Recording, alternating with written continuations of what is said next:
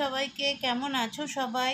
আমার কাছের এবং দূরের বন্ধু, দেশের এবং বিদেশের বন্ধু সকলকে অনেক অনেক ভালোবাসা আর শুভেচ্ছা জানিয়ে আবার একটা নতুন দিন শুরু করলাম।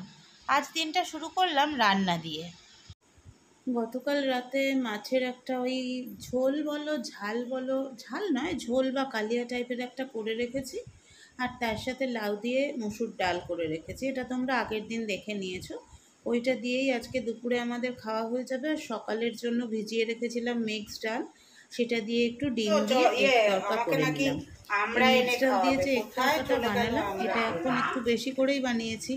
আমি খেতেও পারি, না খেতেও পারি। আমার আবার এত কিছু তরকা ভালো লাগে না, ঘুগনিটা ভালো লাগে। তো এইটা দিয়ে এখন পল্লবকে রুটি করে দিয়ে দেবো। আর আটাটা একটু আমরা বড় হয়ে গেলে ভালো লাগবে না। রত্না চলে এসছে, ওই যে দেখতে পাচ্ছ, রবিবার নিয়ে এসো, মানে রত্না শনিবার নিয়ে এসো, আমি রবিবার দিন খুলে রেখে ও কাজ শুরু করে। তো রত্নাকেও ভাবলাম যে দুটো রুটি দিয়ে আর তরকা দিয়ে দিই, আর তার সঙ্গে চা দিয়ে দিই। আমার এদিকে মোটামুটি সব গোছানো হয়ে গেছে। ওদেরকে খাবারটা দিয়েই আমি স্নানে চলে যাব। শুভ সন্ধ্যা সবাইকে। চলে এসেছি অফিস থেকে এসে ফ্রেশ হয়ে সন্ধে দেওয়া হয়ে গেছে। দিয়ে এবার একটুখানি একটা মিষ্টি আছে পুজোর প্রসাদ, ওটা খাবো। তার আগে আজকে রাতের রান্না যেটা হবে সেটা আগে গুছিয়ে নিই। দাঁড়াও, আজকে রাতে ডিম রান্না করব। কালকে রাতে আর আজকে দুপুরে মাছ খেয়েছি। আজকে রাতে ডিম হবে, আজকে রাতে আর কালকে দুপুরের জন্য।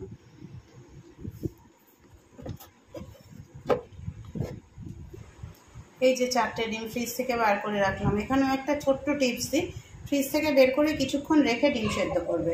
ফ্রিজ থেকে বের করেই যদি ডিম সেদ্ধ বসিয়ে দাও, ডিম ফেটে চৌচির হয়ে যাবে। এই যে একটা মিষ্টি বেঁচে আছে, এটাই এখন খেয়ে নেব, খেয়ে জল খাবো।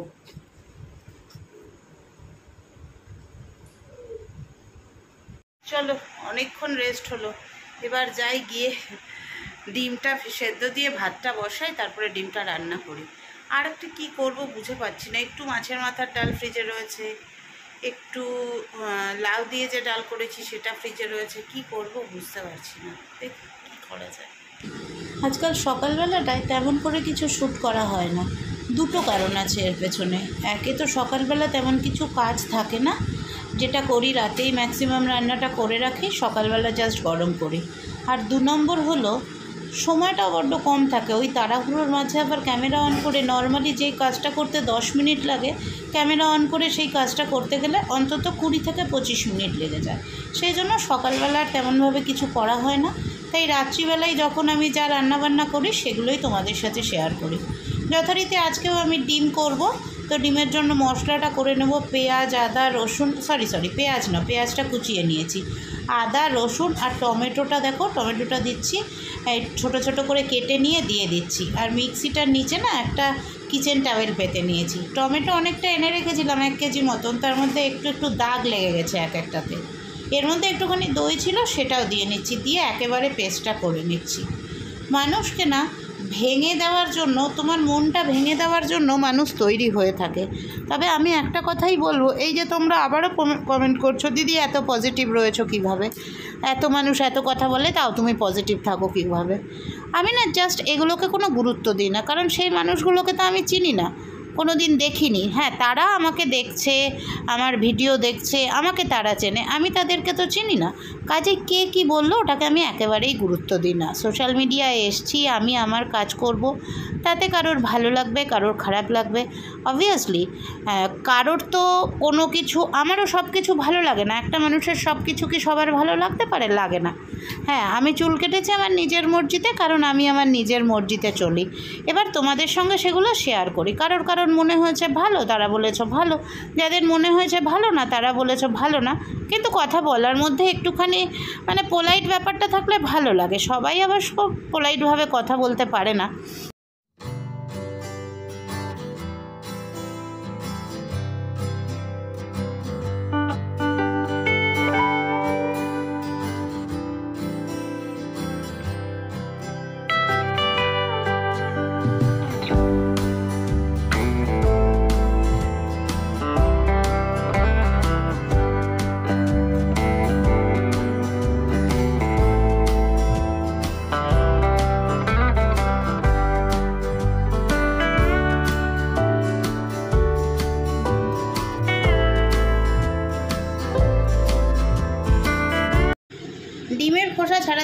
দেখলাম একটা ডিম সুইসাইড করে ফেলেছে।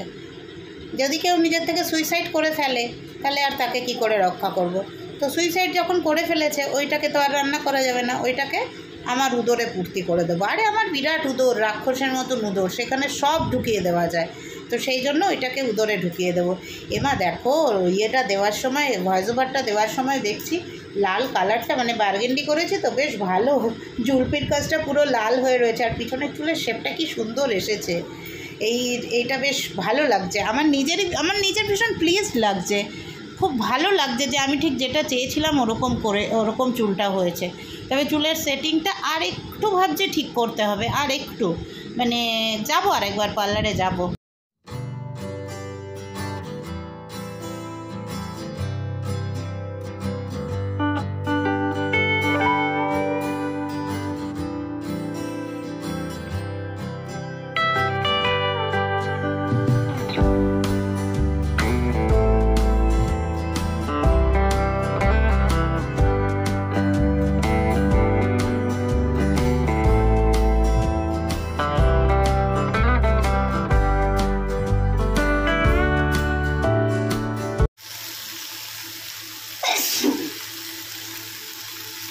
দেখো আলু কষানো হয়ে গেছে আর ডিমটাও ভেজে রেখে দিয়েছি, এইবার ঝোলটা করে নেব, নিয়ে খেতে বসে যাব। মাছের মাথার মুগ ডালটা এইটুকু রয়েছে, এটা খেয়ে নিতে হবে। আর এইখানে ডিমের ঝোল করেছি, এটা আজকের আর কালকে দুপুরের। আর এই যে দুজনের ভাত হয়ে গেল। খাওয়া দাওয়া কমপ্লিট করে ওই ঠিক 11টা বাজতে 2-3 মিনিট বাকি আছে চলে এলাম। কি দিয়ে খেয়েছি সেটা তো দেখলেই। আজকে বৃষ্টি হয়নি ঠিকই, তবে খুব যে একটা গরম আছে তাও নয়, মোটামুটি ওয়েদারটা ভালো। যাই হোক, চুলটা কেটে যে কি আরাম পাচ্ছি। আর আজকে আমাকে অফিসে সবাই বলছে, মানে যারা কালেক্টররা আছে তারা সবাই বলছে কি যে বাবা কি ভালো লাগছে দিদি, পুরো মনে হচ্ছে এখন আর তোমাকে মনেই হচ্ছে না যে তুমি ব্যাংকিং সেক্টরে জব করো, তোমাকে মনে হচ্ছে তুমি প্রফেসর। এটা সবাই বলছে, অনেকেই বলছে। আবার কে যেন আমাকে সুদেশ নাগুর মতো বলেছে, দেখতে লাগছে। কোনটা সুদেশ নাগু আমি চিনিও না। পরিচালিকা এই চশমা চোখে পরে, চশমা চোখে পরে এরকম করা কাটা চুলটা সুদেশ নাগু মনে হচ্ছে। ওই তোমার ওই জননী একটা সিরিয়াল হতো না, জননী একটা সিরিয়াল হতো না, জননী না, আরে আরে সুদীপ্তার সিরিয়ালটা দুর্গা না কি হতো, ওই সিরিয়ালে মনে হয় ভিলেন ছিল, ওর শাশুড়ি ছিল মনে হচ্ছে, ওইটা না। যাই হোক, অনেক বড় জায়গায় পৌঁছে দিয়েছ আমাকে। আমি নিহাতই নগণ্য একদম ছোট্ট মানুষ, এত বড় জায়গা পৌঁছানোর মতো মানুষ নই। তো যাই হোক, যেটা মনে পড়লো সেটা শেয়ার করলাম তোমাদের সাথে। চলো আজকের মতো টাটা বাই বাই। আজকেও আবার কালকের রান্না করে রেখেছি, সকালের জন্য চিন্তা নাই, তো একটু দেরি করে বিছানা ছাড়তে পারবো। Tata, good night.